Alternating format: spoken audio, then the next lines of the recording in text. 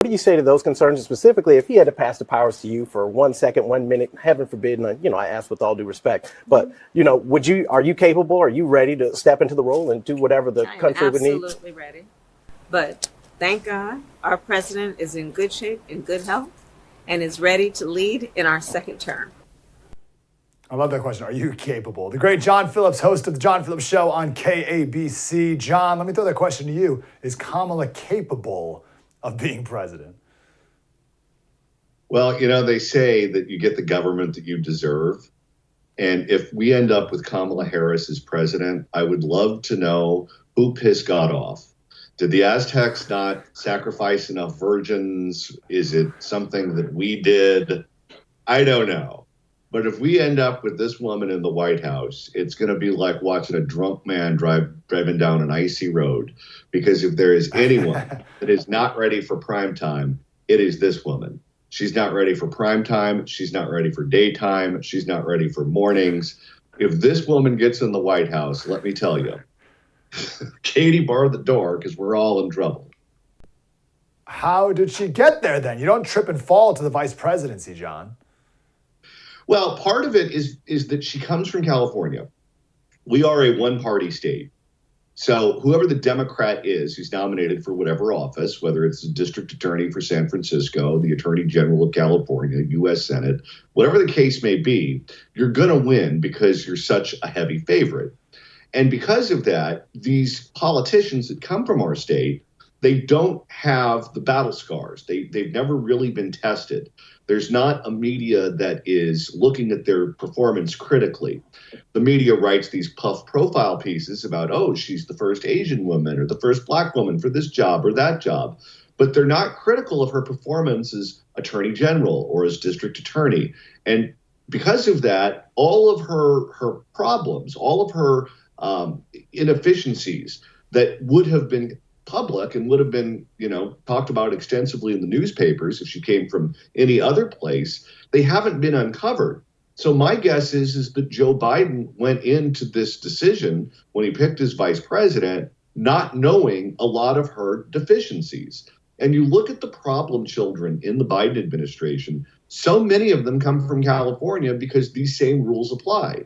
Look at Javier Becerra, the Secretary of Health and Human Services. Susan Rice was just quoted talking about what a moron he is. Look at Eric Garcetti, the ambassador to India, and all the problems that he created.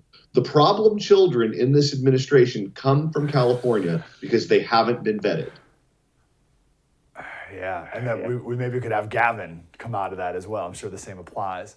So when we talked about Joe Biden, and I agree with Alex Marlow from Breitbart, editor-in-chief, on the analysis of Joe Biden, that he's not, maybe he has some gaffes here and there, but he's not an idiot. Like, he knows what he's doing. But what do you say with Kamala? Like, how do you describe her? Like, we've played in the opening segment, we played, of course, clips of her sounding like an idiot. But is she? I don't think she's dumb, but what she is she's someone who grew up always getting the trophy. Everything that she does, everything that she says, it's, oh, you're so profound. Oh, that's such a great thing that you did, that you said. It's just so wonderful. And if you notice when she talks, she uses a lot of words to say nothing. And she just kind of devolves into this word salad that you kind of started out with one topic and you ended up going down this meandering road where she never really makes a point. That's something that she does quite frequently. And it's because she has this, I think she's not comfortable in her own skin fundamentally, and she doesn't know what the right answer is. And she knows that politically, if you're talking about, let's say, the border, that was one of the subjects that they put her in charge of initially. And it went from her being in charge of the border to her visiting Central America to talk about the root causes. And when she starts talking about the root causes, it sounds like this junior college philosophy class, because she didn't want to be blamed for the chaos at the border. She didn't have the skills. She didn't have the ability to fix that problem. Certainly, the administration wouldn't give her the green light if she needed to do what she had to do to shut the border down. But because, again, hasn't been vetted, they don't know much about her. Oh, she comes from a border state. Oh, she comes from law enforcement. It seems like a reasonable thing to put charge of. She'll be fine. And then they put her in charge of it, and it's crash and burn. And now she's spending all of her time saying, I was never in charge of the border. Don't blame me for the border. I was just there to investigate the root causes. Yes. And to back to your point on, we get the government we deserve. There's something about us Americans where if we ask a politician a question, if they just talk for 60 seconds, we feel like that's sufficient. And like that was some answer just because you said words for 60 seconds. We don't demand more of almost any of our politicians. You mentioned briefly her time as Attorney General, et cetera. What do we need to know about that period? You and I were both in California when she was. How'd that go? Well, Kamala Harris is one of these politicians that is whatever she has to be in whatever moment she's in. When she was district attorney of San Francisco, she ran against a guy by the name of Hallinan. And this was pre-Soros district attorneys, but he was essentially a Soros district attorney. He was in the mold of a George Gascon or an Alvin Bragg. And she ran to the right of him. She ran as the pro-law enforcement candidate. So if you were to talk to people in San Francisco at that time, they would tell you that she was a conservative Democrat. Then she runs for Attorney General of California, back when the state was a little bit more purple than it is today. And she ran against Steve Cooley, who was the district attorney from Los Angeles County, the most populated county in all of California. 1 out of 4 people live there. And he had a very good reputation, has a very good reputation. And that was a competitive race. And she ran as being a tough on crime Democrat.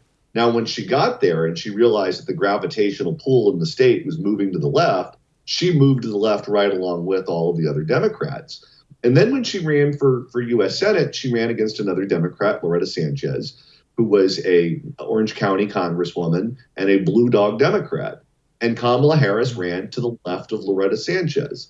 So picture her in a river where she's in the paddleboard, a little to the left, a little to the right, whatever it is that she has to do to get where she's going. That's what she does. And that makes her dangerous, by the way, because I don't really even know what her personal politics are.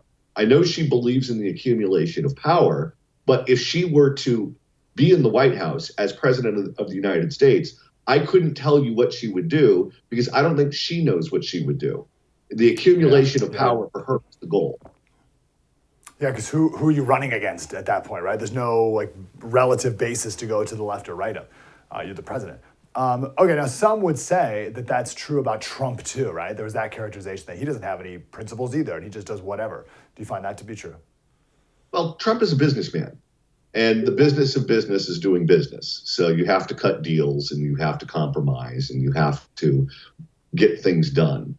And so certainly in Donald Trump's life, he was a Democrat when he started out, but he came from New York where everyone was a Democrat. So you want to have access to the people in power. I guess that's what you had to do. Ronald Reagan at one point in time was a Democrat when he was an actor and president of the Screen Actors Guild, because politically speaking, that's where those people were. With Trump, though, there's been a consistent populist streak to him. You go back and you look at his interviews in the 1980s. It was Japan he was complaining about then eating our lunch and not China. But it was always sort of the same sort of program. It was always the same tone. It was always him complaining about the same things. There was a through line that you can see. With Kamala Harris, you don't have that through line. Yeah, that's right. We've got about 60 seconds. You've done this before for me, but if you can do it again, because you know more than anyone, being in California as long as you have, who are the people behind her, and why do we need to know them? Why does it matter to us? Who are the people who are financially supporting her? That, and almost more like, I remember before you talked about like her campaign staff, like her advisors, her people who help her navigate all the way to the top. Remember you talked before about Gavin Newsom's campaign guy and her campaign guy, and what is their role now? Oh, okay, her political consultant is a guy by the name of Ace Smith. And Ace Smith is also the political consultant for Gavin Newsom, and before him, Jerry Brown and other California Democratic politicians. The problem that she would have if she were to run for president, the problem that she and Gavin Newsom would have if they were to run for president, is that they would have to run against one another with essentially the same political operation. Ace certainly couldn't work for both of them. He'd have to pick one over the other. And he also knows all of the secrets, all of the skeletons, all of the deficiencies of the other candidate. And he would absolutely use that against them if he were representing an alternate candidate. Those two would go nuclear on one another. They've been pretty symbiotic as the careers ascended from local office in San Francisco to the main stage. But they've never really had to bump heads before by running directly against one another.